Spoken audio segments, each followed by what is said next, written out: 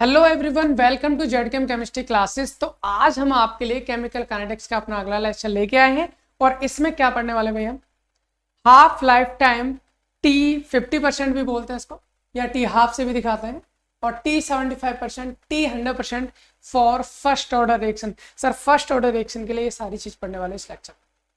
Start कर, चले start करते हैं। भाई हमने लास्ट लेक्चर में पढ़ा क्या था, पहले इसके जान लेते हैं, क्योंकि जब तक यही नहीं पता हमने क्या पढ़ा था लास्ट लेक्चर में।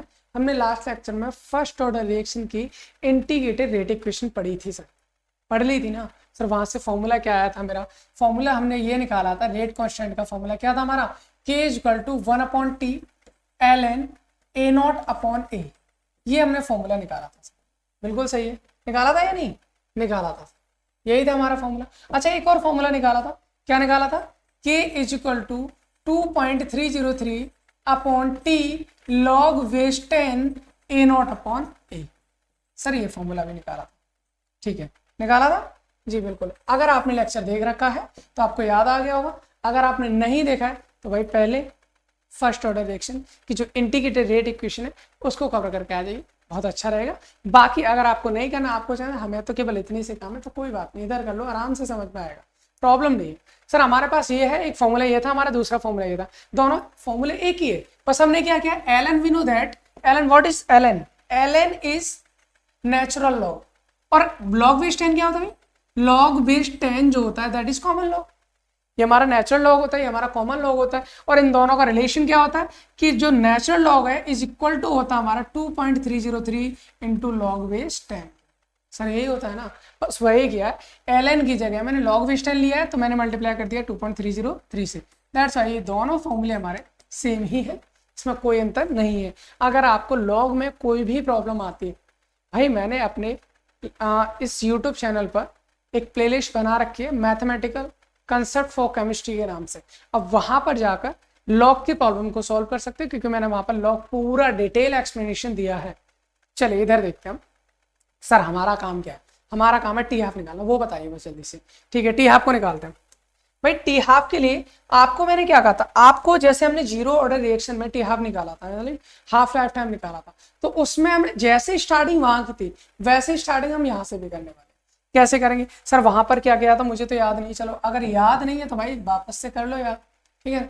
अगर इसको देखना है तो इसको देखिए। भाई सबसे पहले हमें एक चीज पता होती है बिल्कुल बेसिक लेवल से, क्या करेंगे सर, हमारे पास में होता है रिएक्टेंट कोई भी, ठीक है, और रिएक्टेंट क्या करता है, हमारा प्रोडक्ट बनाता है। तो मैंने रिएक्टेंट को ए ले रखा था और उससे मैंने कोई भी प्रोडक्ट फॉर्म कर दिया था, कोई भी मेरा क्या बना लिया, मैंने प्रोडक्ट बना लिया। सर शुरुआत में कोई भी रिएक्शन होती है, भाई रिएक्शन क्या होती है, रिएक्टेंट होता है, रिएक्टेंट रिएक्शन करने के बाद क्या बनाता है, प्रोडक्ट बनाता है, यही तो होता है। तो मैंने ए ले लिया रिएक्टेंट, मेरा बन क्या रहा है, प्रोडक्ट। लेकिन इसमें कंडीशन लेते हैं, क्या कंडीशन लेते हैं, अगर मान लीजिए मेरा टाइम इक्वल टू 0 है। सर टाइम भी कभी 0 हो सकता है क्या, अरे भाई टाइम रिएक्शन के टाइम की बात करें, हम अपने टाइम की बात नहीं करें, हम कह रहे हैं time equal to 0। Time equal to 0 का मतलब है जब मेरी रिएक्शन स्टार्ट नहीं हुई है, मतलब भाई मेरा रिएक्टेंट है जितना है उतना का उतना, अभी रिएक्शन स्टार्ट नहीं हुई तो टाइम 0 मानेंगे, यानी रिएक्शन का टाइम 0 है, अभी तक कोई रिएक्शन स्टार्ट नहीं हुई, तो उस केस में प्रोडक्ट कुछ बनेगा क्या, नहीं बनेगा सर, प्रोडक्ट तो 0 होगा, बिल्कुल सही बात है।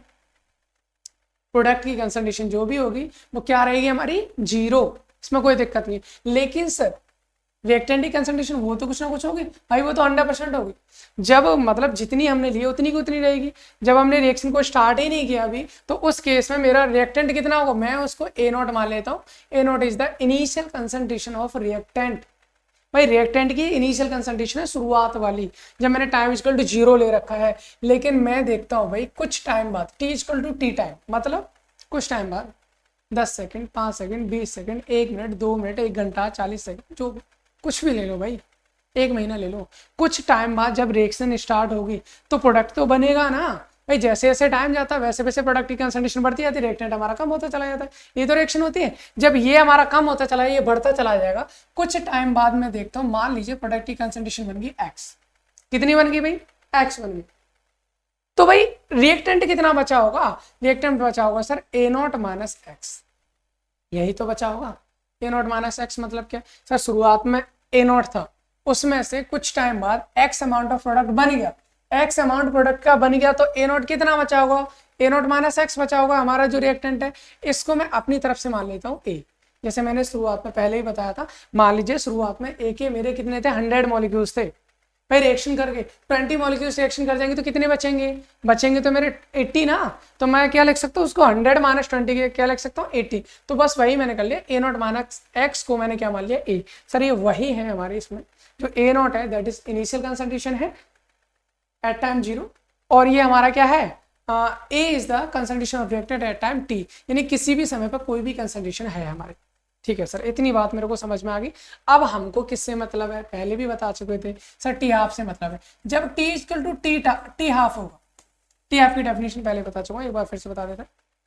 टी हाफ का मतलब क्या है सर, आधी रिएक्शन होने में जितना टाइम लगेगा। आधी रिएक्शन का मतलब क्या है, मेरे पास में जितना अमाउंट था उसका, यानी 50% रिएक्शन करने में कितना टाइम लगेगा, उससे हम हाफ लाइफ टाइम या टी हाफ कहते हैं। भाई क्या कहते हैं, अभी हमने ये तो लिखा ही नहीं, हम पढ़ क्या रहे हैं, यहाँ पर लिख देते हैं एक बार हमें ना, फिर ये रहेगा पढ़ क्या रहे यही पता नहीं चला। तो भाई हम यहाँ पर बात कर रहे हैं किसकी, टी हाफ की। किसकी बात कर रहे हैं, टी हाफ, और हम बोल सकते हैं टी 50%, सम टी हाफ या टी 50%, जिसे हम हाफ लाइफ टाइम बोलते हैं फॉर जीरो ऑर्डर रिएक्शन। वो तो आपको पता है किस ऑर्डर के लिए पढ़ रहे हैं, ठीक है, फॉर जीरो ऑर्डर रिएक्शन हमने ये कर दिया।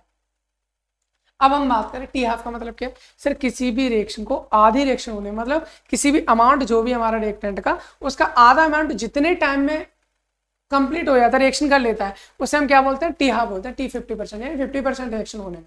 तो भाई 50% रिएक्शन होने का मतलब क्या है, भाई जितना अमाउंट था उसमें से आधा अमाउंट बन जाएगा मेरे प्रोडक्ट का, बिल्कुल बन जाएगा। शुरुआत में मेरे पास कितना था, ए नॉट था। टी हाफ की अगर मैं बात करूं तो कितना अमाउंट बन जाएगा, भाई ए नॉट बाई 2 बन जाएगा। कितना बन जाएगा, ए नॉट डिवाइड बाई 2, क्योंकि शुरुआत में मेरा था ए नॉट। जब मेरी रिएक्शन होना स्टार्ट हुई, कुछ ना कुछ अमाउंट बनता जा रहा है। टी हाफ यानी ऐसी रिएक्शन जहां पर टाइम तुम्हारा कितना हो जाए 50%, मतलब टाइम चला 50% रिएक्शन होगी। 50% का मतलब क्या है, जितना मेरे पास ए नॉट पहले था उसका आधा अमाउंट बन गया प्रोडक्ट। तो सर यहाँ कितना बचा होगा, यहाँ पर भी तो आधा ही बचा होगा भाई, ए नॉट बाई 2, यानी ए नॉट का आधा प्रोडक्ट में चेंज हो गया तो आधा बचेगा यहाँ। तो बस इतना ही करना आपको, इसके अलावा क्या करना है वो सुन लीजिए। T equal to T half हो गया। सर ए नॉट बाई 2 क्या है, ये हमारा एक टाइप का एक्स ही तो प्रोडक्ट की कंसंट्रेशन है एट टाइम टी हाफ। ये ए नॉट बाई 2 क्या है, ये है हमारा ए, ये क्या है भाई हमारा ए है, तो ए है, इसका मतलब ये ए की वैल्यू मेरे को मिल गई। तो मेरे को दो चीजें मिल गई, क्या क्या मिल गया, एक तो ए की वैल्यू मिल गई, तीन चीज, ओहो, एक तो ए की वैल्यू मिल गई, दूसरी मेरे को एक्स की वैल्यू मिल गई, तीसरी मेरे को किसकी वैल्यू मिल गई, तीसरी वैल्यू मिल गई मेरे को टी हाफ, 3 वैल्यू मेरे को मिल गई। ठीक है भाई, एक तो मेरे को ए की वैल्यू कितनी होनी चाहिए वो निकाल ली, एक्स की वैल्यू कितनी होनी चाहिए वो निकाल ली, टी की वैल्यू कितनी होनी चाहिए ये निकाल ली। अब मुझे काम है एक ही करना है, और वो काम क्या है, वो काम है मेरा, सर मेरे को फॉर्मूला बताइए, फॉर्मूला कौन सा था एक बार लिखना।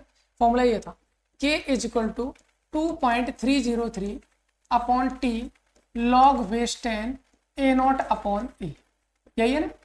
अब आपको एक काम करना, काम क्या करना है सर, यहाँ पर टी की जगह टी हाफ रख दीजिए, ठीक है, और यहाँ पर ए की जगह ए नॉट बाई 2 रख दीजिए। ए की जगह क्या रखना है, ए नॉट बाई 2। बाकी कुछ है, बाकी कुछ की जरूरत हमें नहीं पड़ेगी, जरूरत पड़ेगी तो देखेंगे, रख दो सर। ठीक है सर, करते हैं। हमने क्या किया, यहाँ पर एक के है हमारा, यहाँ पर कितना 2.303 अपॉन टी की जगह क्या रखना है, टी हाफ, ठीक है। यहाँ कितना हो जाएगा, लॉग वेस्ट 10 है, लॉग वेस्ट 10 ए नॉट बाई ए की वैल्यू कितनी भाई, ए की value sir A naught by 2 रख दीजिए, ए की वैल्यू ए नॉट बाई, करिए आप क्या होगा, टी हाफ को मैं इधर ले सकता हूँ, टी हाफ इजिकल टू कितना हो जाएगा 2.303 अपॉन ये क्या पहुंच जाएगा नीचे के, और यहाँ पर हो जाएगा लॉग वेस्ट 10। भाई यहाँ पर दिख रहा है मेरे को, दिख रहा है ना, आपको भी दिख रहा होगा, क्या ए नॉट से ए नॉट क्या हो जाएगा, कैंसिल हो जाएगा, क्या बचेगा भाई हमारा 2 बचेगा, क्या बचेगा ये 2, कहाँ आ रहा है, ये नीचे से कहाँ पहुंच जाएगा डायरेक्ट ऊपर, तो लॉग वेस्ट 2 ये तो आ जाएगा, उसमें कोई प्रॉब्लम नहीं। इतनी मैथमेटिक्स आपको आती है, और नहीं भी आती तो मैंने बता दिया भाई, केमिस्ट्री पढ़नी है तो बेसिक्स मैथमेटिक्स आपको आनी चाहिए।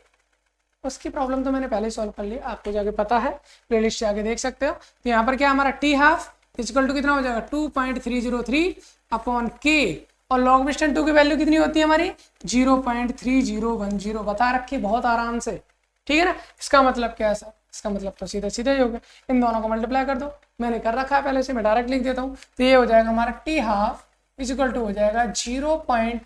कितना हो जाएगा 693 अपॉन के। बस हो गया सर फॉर्मूला। जब आप इन दोनों को मल्टीप्लाई करोगे तो कितनी वैल्यू आ जाएगी 0.693 अपॉन के। ये हो गया हमारा टी हाफ की वैल्यू। किसके लिए सर फर्स्ट ऑर्डर पे। तो बहुत सिंपल से आराम से करना क्या है हमें, एक ही जगह a0/2 रखना, बस कैंसिल करो, आंसर आ गया आपका फाइनल। सर इसमें एक चीज देखने की है, एक चीज नोट करने की है, और वो नोट करने की चीज कौन सी है, वो नोट करने की चीज ये है कि T half don't depend on the initial concentration of reactant। अगर मैं आपको एक चीज याद दिलाने की कोशिश करूं, तो मैंने जब जीरो ऑर्डर पढ़ा था, क्या पढ़ा था, जीरो ऑर्डर पढ़ा था, तो उस केस में टी हाफ की जो वैल्यू निकाली थी वो मैंने क्या निकाली थी, a0/2 यही थी। अगर आपने दे रखी है तो आपको पता होगा क्या थी भाई मेरी, a0/2 के। यहाँ पर जो टी हाफ था, a0 क्या इनिशियल कंसंट्रेशन है, इसका मतलब यहाँ पर जो टी हाफ है वो इनिशियल कंसंट्रेशन पर डिपेंड कर रहा है, डायरेक्टली प्रोपोर्शनल है। लेकिन अगर मैं बात करूं किसके, फर्स्ट ऑर्डर की, सर पूरे फॉर्मूले में a0 ही नहीं है। ये बहुत अच्छा क्वेश्चन बनता है कि किस ऑर्डर की जो रिएक्शन होती है वो किस उसका जो टी हाफ होता है वो इनिशियल कंसंट्रेशन पर डिपेंड नहीं करता, that is first order reaction. मुझे लगता है इतनी बात आपको समझ में आ गई होगी और इसमें कोई प्रॉब्लम भी नहीं है। चलिए ठीक है सर, अब जल्दी से हमें क्या करना है, अब हमें बता दीजिए टी 75% और टी 100%। ठीक है सर, देखिए इधर अगर मैं यहाँ पर बात कर लेता हूँ किसकी, टी 75%, ठीक है ना, और इसको ऐसे भी लिख सकते हैं टी 3/4। भाई 3/4 ही तो होता है, टी 75% या टी 3/4 टाइम आपको बताना है। तो बहुत सिंपल सी कहानी, वैसे ही करनी है जैसे हमने पहले की थी। कैसे की थी सर, हमारे पास ए है, क्या बन गया हमारा, प्रोडक्ट फॉर्म हो गया। ठीक है, हमने कहा था भाई जब टाइम इक्वल टू 0 है तो प्रोडक्ट 0 होगा, ये हमारा कितना होगा, a0 होगा। जब हमने कहा time equal to T time है तो यहाँ पर कितना x होगा, यहाँ पर कितना होगा a0 - x, जिसको हमने कितना मान लिया था, a मान लिया था। इसको हमने कितना मान लिया था भाई, a मान लिया था। इसको हमने a मान लिया था। ठीक है, इसके बाद अगर हम करते हैं सर t इक्वल टू की t कितना 75%। 75% का मतलब क्या सर 3/4 बन गया, 3/4 भाग बन गया। अगर यहाँ पर 3/4 भाग बन जाएगा किसका, a0 का, तो यहाँ पर कितना बचेगा, 1/4 भाग बचेगा किसका, a0 का। ये तो a हो जाएगा, इसका मतलब क्या, ये क्या हो जाएगा सर x। तो यहाँ से पहले की तरह हमने निकाल लिया सर, a की वैल्यू निकाल ली और किसकी वैल्यू निकाल ली, x की वैल्यू निकाल ली और t की वैल्यू निकाल ली। बस कितना निकालना आप, किसकी वैल्यू निकाली, a x और t। सेम कहानी है बिल्कुल। वहां पर क्या 50% बन रहा था तो 1/4 मतलब आधा इधर लिया था आधा इधर, यहाँ 75 बनना है तो 75% इधर और 25% हमारा बचेगा इधर। बस इसी की वैल्यू को फॉर्मूले में पुट कर दीजिए। करिए सर, कैसे करेंगे आप, ठीक है कर देते हैं, इधर ही कर देता हूँ मैं। ठीक है, ओके फॉर्मूला लिख दिया। फॉर्मूला क्या था सर, फॉर्मूला ये था हमारा k equal to 2.303 upon T log वेस्ट 10 a0 अपॉन e। यही है ना, बिल्कुल सर यही है, इसमें कोई प्रॉब्लम नहीं है। अब क्या करना है आपको, वैल्यू रख दीजिए। क्या रखनी है सर वैल्यू में, वैल्यू में आपको रखना ये है k तो यही रहना 2.303 रहना, t की जगह क्या रखना है सर, t की जगह इस बार रखना t 75%। ठीक है, फिर लॉग वेज 10, ऊपर क्या है a0, नीचे क्या है a की वैल्यू कितनी निकाल ली 1/4 ऑफ a0, यानी कि नीचे वैल्यू है हमारी a0/4। अब आपको वही दिख रहा है ना जो मेरे को दिख रहा है, क्या दिख रहा है सर, a0 से a0 कैंसिल कर दीजिए। बहुत अच्छी बात है, कर दिया हमने। अब क्या करना है, अब करना है ये t 75% को इधर ले जाओ, t 75% इधर आ गया हमारा, क्या बचा हमारा 2.303 डिवाइड बाई कितना आ जाए, k हमारा नीचे आ जाए, k नीचे आ गया। अब क्या हमारा लॉग बेस 10, ये 4 हमारा कहाँ पहुंच जाएगा ऊपर, इतना है सर। लॉग बेस 10 4 की वैल्यू कितनी होती है पता है, नहीं पता है, बता रखा है पहले ही, नहीं पता है तो कोई बात नहीं भाई, मैं बार बार क्या बताऊंगा इसको, एक बार आप जाके देख लेंगे तो बहुत बेटर रहेगा। तो यहाँ पर हो जाएगा 2.303 अपॉन क्या हो जाएगा, k हो जाएगा। लॉग बेस 10 4 को मैं 2 का स्क्वायर लिख सकता हूँ, नहीं भाई लिख सकता हूँ ना, 2 का स्क्वायर 4 ही तो होता है। बिल्कुल है। और जो भी हमारी पावर होती है लॉग में किसी को, वो पावर लॉग से पहले आती है। ये रूल हमने बहुत अच्छे से पढ़ भी रखा है। क्या पढ़ रखा भैया? अगर किसी भी लॉग में मान लीजिए कोई लॉग की वैल्यू, उसमें क्या है हमारी जो पावर है वो पावर हमेशा लॉग से पहले आ जाती है। यानी ये वाला फॉर्मूला हमने पढ़ा था, क्या पढ़ा था कि लॉग बेस ए और बी की पावर सी है, तो हम इसको कैसे लिख सकते हैं? सी लॉग बेस ए बी लिख सकते हैं, नहीं लिख सकते? इसको हमने पढ़ा था, जो पावर होती है वो हमारे आगे आती है। पावर कितनी है सर? 2 है, 2 को आगे ले आओ, कोई बात नहीं। हमने यहाँ पर किया t 75% बराबर कितना हो जाएगा? 2.303 अपॉन के, यहाँ पर कितना हो जाएगा? इंटू 2, और लॉग बेस 10 2 बचेगा। क्या बचेगा? Log base 10 2। अब क्या करना सर? अब मैं इधर ही कर रहा हूँ भाई, है ना? अब देख लेना इसको थोड़ा सा ध्यान से, है ना? इसके बाद इधर आ जाएगा, तो हम यहाँ पर कर देते हैं। चलिए, ये हमारा क्या t 75% बराबर क्या आ जाएगा? 2.303 रख दो, 2.303 अपॉन के इंटू ये कितना है? लॉग बेस 10 को पहले ले लेता हूँ। लॉग बेस 10 की वैल्यू कितनी होती है? अभी पिछले हमने निकाली थी 0.3010 इंटू कितना? अभी 2 बचा है, 2 ले लिया। अब आपको एक चीज पता है, क्या चीज पता है सर? इतने की वैल्यू तो मैंने अभी अभी निकाली थी, दिखाओ कहाँ? 2.303 अपॉन के इंटू 0.3010, इसकी वैल्यू कितनी आई थी? 0.693 अपॉन के। ये तो है नहीं, इन दोनों की वैल्यू को मल्टीप्लाई करो, 0.693 अपॉन के आता है, तो बस वही करना है आपको। इतने की वैल्यू कितनी आ जाएगी हमारी? t 75% बराबर कितना आ जाएगा? ये बराबर हो जाएगा 0.693 अपॉन के इंटू कितना है अभी? 2। सर ये वैल्यू आ गई हमारी किसकी? ये वैल्यू आ गई हमारी t 75% की। अब इसमें एक बहुत अच्छा सा फॉर्मूला हमें निकालना है।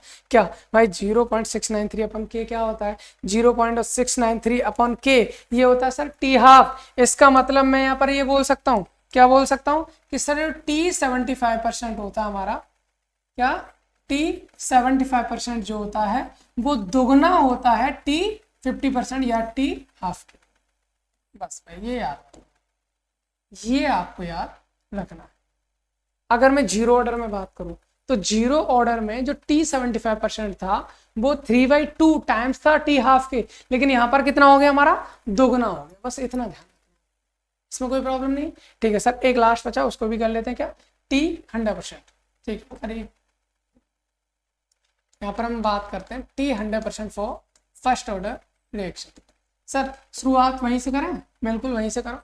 a है, a से क्या बनेगा? प्रोडक्ट बनेगा। ठीक है सर, बना लिया, कोई प्रॉब्लम नहीं है। टाइम 0 है तो ये 0 होगा, ये हमारा a नॉट होगा। ठीक है, अगर टाइम x है, सॉरी टाइम t टाइम की बात कर रहे हैं, टाइम t है, ये हमारा x होगा, ये हमारा a नॉट माइनस x होता है, जिसको हम कितना मान लेते हैं? a मान लेते हैं। सर अगर मैं टाइम ये करूँ, time equal to t 100%, t 100% का मतलब क्या होता है? 100% रिएक्शन कंप्लीट। सर जब 100% रिएक्शन कंप्लीट हो जाएगी तो यहाँ पर रिएक्टेंट कुछ बचेगा? नहीं बचेगा, वो हो जाएगा 0। यहाँ पर कितना हो जाएगा? ए नॉट का ए नॉट पूरा का पूरा इधर ही बन जाएगा। तो ए नॉट क्या होगा? एक्स की वैल्यू, ये 0 क्या होगा? ए की वैल्यू। बस रख दीजिए वैल्यू। अब क्या देखते हैं? ए की वैल्यू हमने निकाल ली, एक्स की वैल्यू हमने निकाल ली, टी की वैल्यू हमने निकाल ली। रखना किस में है? फॉर्मूले में। सर रखिए फॉर्मूला। फॉर्मूला तो पता है? नहीं, बिल्कुल पता है। कौन सा है भाई फॉर्मूला? सर फॉर्मूला हमारा ये है, K = 2.303 upon T log base 10 A naught upon A. यही है, रख दीजिए। टी को मैं इधर लेके जा रहा हूँ, टी 100% हो जाएगा भाई। क्या हो जाएगा? 2.303 अपॉन क्या हो जाएगा? के हो जाएगा, लॉग बेस 10 हो जाएगा, ए नॉट अपॉन ए की वैल्यू कितनी भैया? 0 है, बस खत्म, 0 है।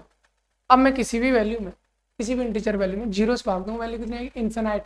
और इन्फिनाइट आ गया, इसका मतलब क्या है सर? इस पूरी वैल्यू की वैल्यू कितनी आ जाएगी? इन्फिनाइट। और इन्फिनाइट आने से हम बोल सकते हैं sir t 100% is equal to answer कितना आना? इन्फिनाइट। तो यहां से भी एक बहुत अच्छा क्वेश्चन आता है कि फर्स्ट ऑर्डर रिएक्शन कभी भी कंप्लीट ही नहीं होती भैया। इकलौती एक ऐसी रिएक्शन है जो कभी कंप्लीट नहीं होती, जो हमेशा चलती ही रहती है, चलती ही रहती है। सर इसी की बदौलत है कि हमारे साइंटिस्ट किसी भी पुरानी चीज का पता लगा लेते हैं कि कितने पुरानी, कितने साल पुरानी है। सुना है ना कि ये चीजें इतने साल पुरानी, कैसे पता चल सकता? टाइम डिटेक्शन, वो यही हमारी फर्स्ट ऑर्डर रिएक्शन की वजह से चलता है। हम फर्स्ट ऑर्डर रिएक्शन की बदौलत हम ये बता देते कि कोई भी चीज कितने पुरानी है। तो भाई यही कैलकुलेशन करते हैं, क्योंकि जो फर्स्ट ऑर्डर रिएक्शन है वो कभी भी कंप्लीट नहीं होती, इसको कंप्लीट होने में इनफिनिट टाइम लगेगा। कितना लगेगा पता। तो यही होता है भाई, हमने कितनी चीजें निकालनी, 3 चीजें निकालनी फर्स्ट ऑर्डर रिएक्शन के लिए। कौन कौन सी चीजें हैं वो हमारी चीजें हैं, हमारी कौन कौन सी बता देते हैं। देखिए टी हाफ कितना था भैया, 0.693 अपॉन के। ओके दूसरा टी 75% कितना भैया था, 2 इंटू टी हाफ, भाई टी हाफ का दुगना, टी 75%, और एक टी 100% कितना भैया, ये तो इनफिनिट आ गया।